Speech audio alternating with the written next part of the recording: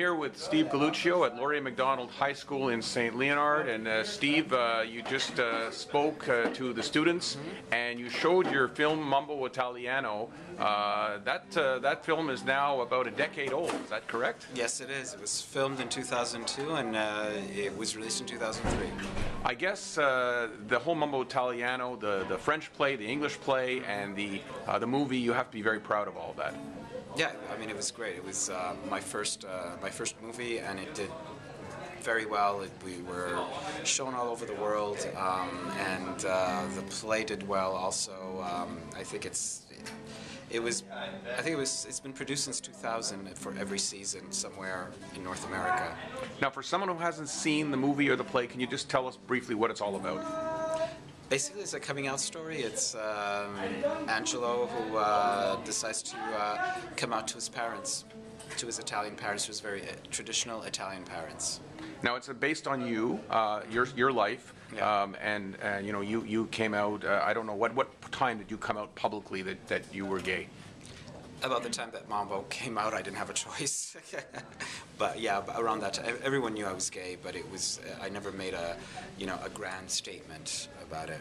Now, what made you? Because this is obviously loosely based in your life, but it wasn't something that you came out to your family. They actually heard about it when they saw the play. What prompted you to make a comedy about it? Where did that idea come from? Because I've always written comedy. I'm more comfortable writing comedy, and I remember I was watching the show, and there was these Anglo-Saxon parents, and with their child who had just come out, and it was all very civilized. I think it was on Oprah, and I thought to myself, that would never happen. That's not the way it would happen in an Italian family. So I sort of wrote a skit about how it would happen in an Italian family, and out of that, it became a play. Now, you're here at a high school where you can see the kids are very tolerant. It's not a big thing anymore when you tell someone you're gay. But when you were in high school, probably cultures and stuff was different. Oh, absolutely. I mean, no one talked about it. I mean, it was the 70s. Being gay, especially in an Italian high school, it was just not talked about, and you just thought that. I mean, all the images, we had all very negative images around us. We didn't really exist in the movies unless we were killers or rapists or degenerates.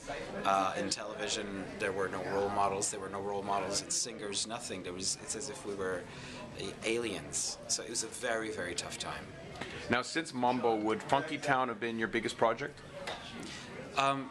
Yeah, I would say I did another movie after Mambo, but Funky Town was probably the one that brought the most attention. Yes, absolutely. And tell us again what that was about and how it did.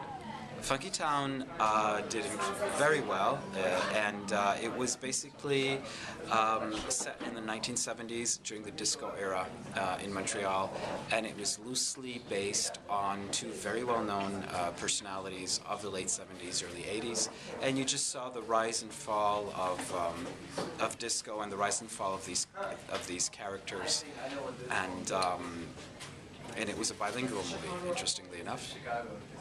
That came out in 2011, and it was very successful. Your next project sounds very interesting about St.Léonard. Tell us about that. Yeah, it will be opening this season at Centaur Theatre. It's called the St.Léonard Chronicles, and it's basically a one-act, 90-minute play about this young couple that decides to tell their parents during a Sunday dinner that they are moving out of St.Léonard to Beaconsfield. Oh my gosh. And along with that, there's other things that unravel and a lot of other confessions, and so it basically starts out as what's supposed to be as quiet as an Italian family can get, Sunday dinner, to something that is quite boisterous and chaotic. And is this got any movie potential in it? I don't think so. I think it's a very local story because we talk about St. Leonard, we talk about all the other various pockets of Italian neighborhoods such as Villamard and Little Italy and Saint Michel, and so I brought that into the mix too. So it's a very local play. I imagine that it could. I find it too close for it to be a movie, but I mean, you never know. Yeah. All right. Thanks very much. Thank you.